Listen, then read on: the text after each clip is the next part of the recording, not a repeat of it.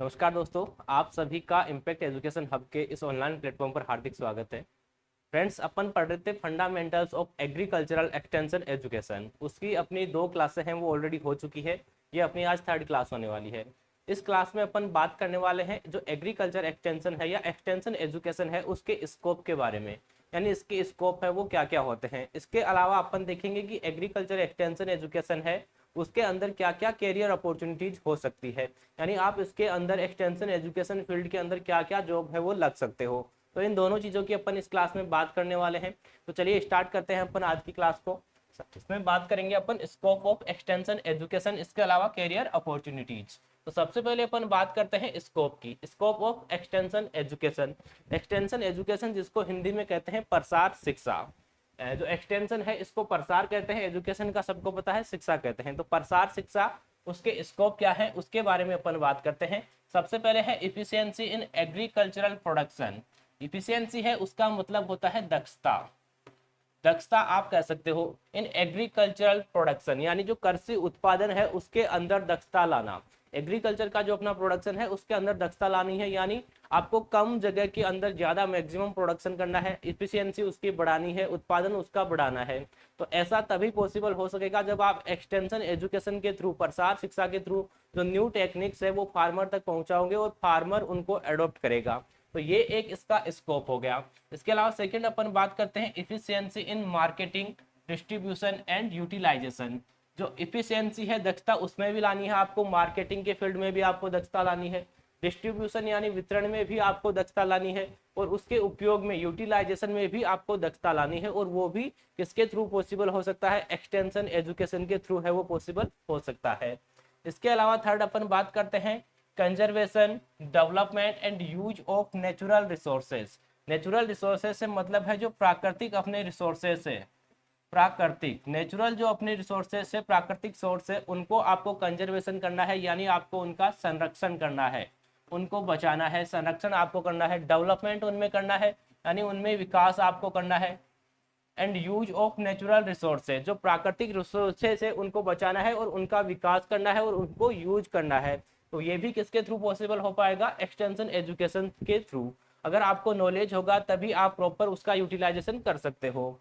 Next है management on the farm and home. अपना जो फार्म है, एग्रीकल्चर फार्म होता है, जैसे फार्मर है तो उसके पास में जो भी फार्म है, एनिमल फार्म है या एग्रीकल्चर फार्म है, उसका जो खेत है उस पर उसको मैनेजमेंट करना है, उसका प्रबंधन करना है। इसके अलावा घर पे आपको उसका प्रबंधन करना है, अपना होम है उसका भी वो प्रबंधन कर सकता है। तो उसके लिए भी एक्सटेंशन एजुकेशन है वो इम्पोर्टेंट है। तो ये भी इसका एक स्कोप है। इसके अलावा अपन बात कर सकते हैं यूथ डेवलपमेंट। जो एग्रीकल्चर एक्सटेंशन एजुकेशन है या एक्सटेंशन एजुकेशन है तो यूथ के डेवलपमेंट में भी ये इम्पोर्टेंट होता है, यानी जो आप जैसे नौजवान है उनके डेवलपमेंट के लिए एक्सटेंशन एजुकेशन है वो बहुत ही इम्पोर्टेंट है, जरूरी है। लीडरशिप डेवलपमेंट, लीडरशिप डेवलपमेंट के लिए भी ये जरूरी है।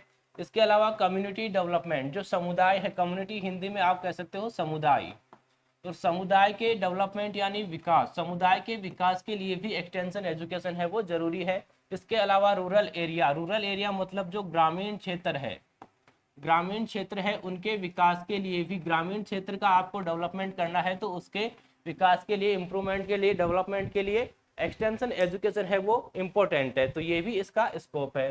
तो यानी समुदाय का विकास अपन कर सकते हैं, ग्रामीण क्षेत्र है उसका विकास अपन एक्सटेंशन एजुकेशन के थ्रू कर सकते हैं। इसके अलावा पब्लिक अफेयर्स, जो सामुदायिक मुद्दे होते हैं उनके लिए भी एक्सटेंशन एजुकेशन है वो इम्पोर्टेंट है। तो ये बात हो गई कुछ मोटे मोटे इंपॉर्टेंट पॉइंट्स की कि क्या क्या इसके स्कोप है। इसके अलावा the following statements will be further amplify the scope of extension. कुछ अन्य स्टेटमेंट है जो जो अपने एक्सटेंशन एजुकेशन है उसके स्कोप के बारे में अपने को बताते हैं। तो इनमें भी अपन बात कर लेते हैं कि ये क्या है। तो extension is a fundamentally A system of out of school education for adults and youths.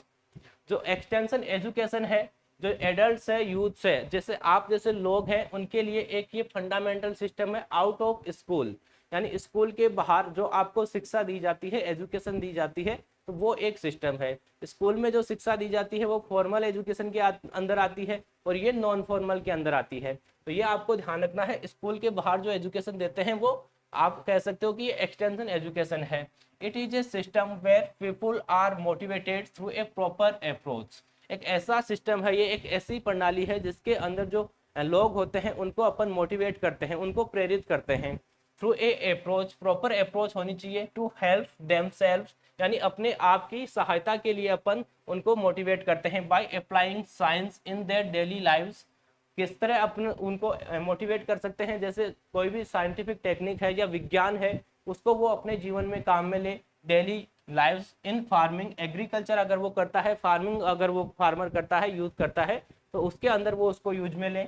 And home making, और अपना जो होम है उसको मेकिंग के लिए, घर के निर्माण के लिए भी काम में ले सकता है, और कम्युनिटी जो उसका समुदाय है उसके लिए भी, उसके विकास के लिए भी वो उसको काम में ले सकता है।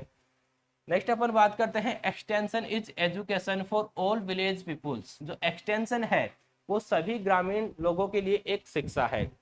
इस पे कहा गया है कि एक्सटेंशन इज एजुकेशन, एक्सटेंशन एक शिक्षा है, कौन से लोगों के लिए, ऑल विलेज पीपुल, जो ग्रामीण लोग हैं उनके लिए एक शिक्षा का काम करती है एक्सटेंशन एजुकेशन। तो ये आपको ध्यान रखना है। इसके अलावा extension is bringing about the desirable change. Desirable से मतलब है वांछित, जिस प्रकार का अपने को चेंज चाहिए, जिस प्रकार का अपने को करेक्टर है वो चाहिए। Desirable change in the knowledge, यानी ज्ञान के अंदर आपको क्या करना है, चेंज करना है। एटीट्यूड, एटीट्यूड के अंदर आपको चेंज करना है। स्किल यानी उसके कौशल के अंदर आपको उसमें चेंज करना है। ऑफ पीपुल्स, जो लोग हैं उनके नॉलेज में, ज्ञान में चेंज करना है, एटीट्यूड में चेंज करना है, और उनके स्किल्स में चेंज करना है। तो वो भी किसके थ्रू पॉसिबल हो सकेगा, एक्सटेंशन एजुकेशन के थ्रू है वो पॉसिबल हो सकता है। तो ये आपको ध्यान रखना है। नेक्स्ट अपन बात करते हैं extension is helping people to them help themselves. जो एक्सटेंशन है वो लोगों की मदद करता है, किसमें मदद करता है, अपने आप की मदद करने में। टू हेल्प देमसेल्व, अपने आप की, अपने खुद की मदद करने में एक्सटेंशन है वो मदद करता है। नेक्स्ट है extension is working with man and women, boys and girls, and to answer their felt needs and wants. तो एक्सटेंशन है वो किसके साथ में वर्क करता है, मैन यानी पुरुषों के साथ में, महिलाओं के साथ में, लड़कों के साथ में, और लड़कियों के साथ में ये वर्क करता है। इसके अलावा उनके जो क्वेश्चंस है, यानी उनकी जो जरूरतें हैं, नीड्स है, और उनके जो वांट्स हैं, उनकी जो इच्छाएं हैं, उनका आंसर देने में ये एक इंपॉर्टेंट रोल प्ले करता है। नेक्स्ट है extension is a teaching through learning by doing. और ये लाइन है वो बहुत ही इंपॉर्टेंट है, बहुत ही इंपॉर्टेंट लाइन है, आपको ध्यान रखना है। आपके सेमेस्टर एग्जाम में आपको डेफिनेटली ये लाइन मिलने वाली है, फिल इन द ब्लैंक्स में आपको मिल सकती है। इसके अलावा एमसीक्यू टाइप क्वेश्चन है उसमें भी आपको मिल सकती है। तो आपको ध्यान रखना है extension is a teaching through learning by doing. Extension शिक्षा अगर आपको देनी है, एक्सटेंशन एजुकेशन अगर आपको देनी है, तो वो किसके थ्रू आपको देनी है, लर्निंग बाय डूइंग। लर्निंग से मतलब है सीखने से, और डूइंग बाय करके सीखने से, करके सीखना, करके सीखना, यानी आपको कोई चीज है वो प्रैक्टिकली आपको करके है वो सीखनी है। तो एक्सटेंशन है वो teaching through learning by doing. And seeing is believing, और देख के आपको क्या करना है, बिलीव करना है। ऐसे नहीं कि बिना देखे ही आपने उस पर बिलीव कर दिया, जैसे मैंने आपको कोई चीज बोली और आपने डायरेक्ट बिलीव कर लिया, ऐसा नहीं करना है। आपको करके सीखना है, यानी प्रैक्टिकली आपको सीखना है, उसके बाद में देख के ही आपको बिलीव करना है। तो एक्सटेंशन इस प्रकार की एजुकेशन है। नेक्स्ट है extension is working in harmony with the culture of the people. जो एक्सटेंशन है वो जो अपने लोग हैं, ग्रामीण समुदाय के जो लोग हैं, तो उनके कल्चर के साथ में ये चलती रहती है। नेक्स्ट है extension is a two way channel. और ये लाइन है वो भी बहुत इंपॉर्टेंट है, ये भी आपको ध्यान रखना है। एक्सटेंशन है वो टू वे चैनल है। सीधा आपसे पूछ लिया कि extension is a two way channel, three way channel, single way channel, four way channel. तो ये आपको ध्यान रखना है कि जो एक्सटेंशन है ये टू वे चैनल है, दो तरफ ये चलता है, यानी ऊपर से नीचे भी चलेगा और नीचे से ऊपर भी चलेगा। It brings scientific information to village peoples. जो साइंटिफिक इंफॉर्मेशन होती है, जो वैज्ञानिक सूचना होती है, या जो वैज्ञानिक इंफॉर्मेशन होती है, उसको ग्रामीण लोगों तक ये पहुंचाता है। यानी जो साइंटिस्ट होंगे वो ऊपर की पोस्ट पे होंगे, यानी ऊपर होंगे, टॉप पे होंगे।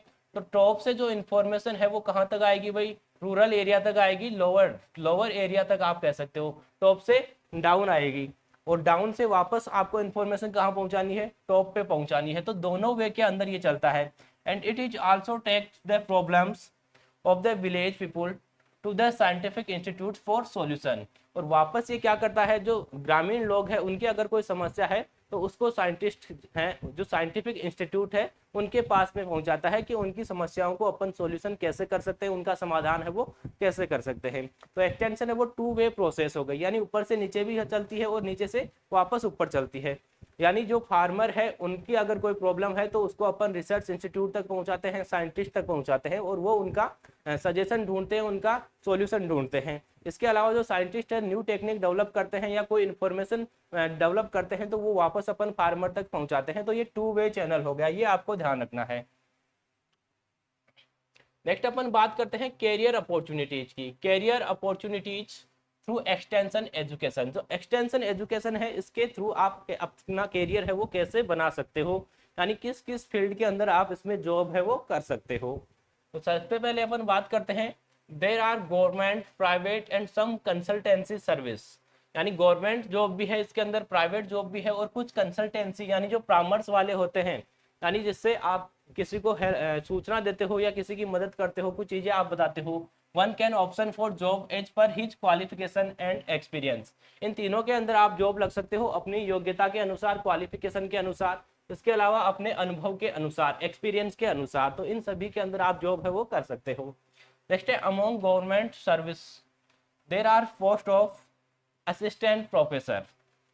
गवर्नमेंट सर्विस की अगर बात करें कि सरकारी फील्ड में आप कौन कौन सी जॉब है वो लग सकते हो, तो आप असिस्टेंट प्रोफेसर बन सकते हो इन गवर्नमेंट डिग्री कॉलेज। जो अपने स्टेट एग्रीकल्चर यूनिवर्सिटीज है, स्टेट एग्रीकल्चर यूनिवर्सिटीज जो भी अपनी राज्य की जो संस्थाएं हैं, यूनिवर्सिटीज है, उनके अंदर अपन असिस्टेंट प्रोफेसर लग सकते हैं। जो कॉलेज हैं अपने उनमें असिस्टेंट प्रोफेसर है वो लग सकते हैं एक्सटेंशन एजुकेशन के अंदर। Scientist in the ICR and CSIR institutes, DRDO etcetera. इसके अलावा जो ICR है, CSIR है और DRDO है उसके अंदर अपन साइंटिस्ट है वो भी बन सकते हैं एक्सटेंशन एजुकेशन के अंदर। इसके अलावा बात करें सब्जेक्ट मैटर स्पेशलिस्ट इन कृषि विज्ञान केंद्र। जो अपने KVKs होते हैं, कृषि विज्ञान केंद्र होते हैं, उसके अंदर अपन SMS बन सकते हैं सब्जेक्ट मैटर स्पेशलिस्ट, यानी उसके अंदर आप साइंटिस्ट है वो बन सकते हो एक्सटेंशन के अंदर। Run by selected ICR institutes. जो ICR इंस्टीट्यूट है उसके द्वारा भी ये सिलेक्शन होता है। इसके अलावा स्टेट एग्रीकल्चर यूनिवर्सिटीज है उनके द्वारा भी ये सिलेक्शन होता है। अगर जो KVK है स्टेट एग्रीकल्चर यूनिवर्सिटीज के अंडर में है तो सिलेक्शन है वो स्टेट एग्रीकल्चर यूनिवर्सिटीज करती है। इसके अलावा अगर ICR के अंडर में है तो ICR है वो सेलेक्ट करता है। तो इसमें KVKs में आप जॉब है वो लग सकते हो, SMS की जॉब, या आप कह सकते हो कि साइंटिस्ट की जॉब आप KVK के अंदर लग सकते हो। नेक्स्ट है बिसाइड टेम्परेरी जॉब। अगर अपन बात करें टेम्परेरी जॉब की या कॉन्ट्रेक्चुअल जो जॉब है उसकी, तो JRF आप लग सकते हो, जूनियर रिसर्च फेलोशिप आप प्राप्त कर सकते हो। इसके अलावा SRF senior research fellowship, research associate आप बन सकते हो, प्रोजेक्ट एसोसिएट आप बन सकते हो in various ICR, CSIR and DRDO sponsored research project. जो रिसर्च प्रोजेक्ट आते हैं उनके अंदर JRF की पोस्ट होती है, SRF की पोस्ट होती है, रिसर्च एसोसिएट की पोस्ट होती है। इसके अलावा एक अपने पोस्ट है प्रोजेक्ट एसोसिएट की। तो ये पोस्टें हैं वो आप टेम्परेरी ज्वाइन कर सकते हो। परमानेंट पोस्टें ये नहीं होती है, जब तक प्रोजेक्ट चलता है तब तक आप इन पोस्टों पे रह सकते हो। Institute state agriculture universities etcetera also available. जो स्टेट एग्रीकल्चर यूनिवर्सिटीज है उनके अंदर भी ये पोस्टें हैं वो आती रहती है। A large number of national and international NGOs engage in rural development.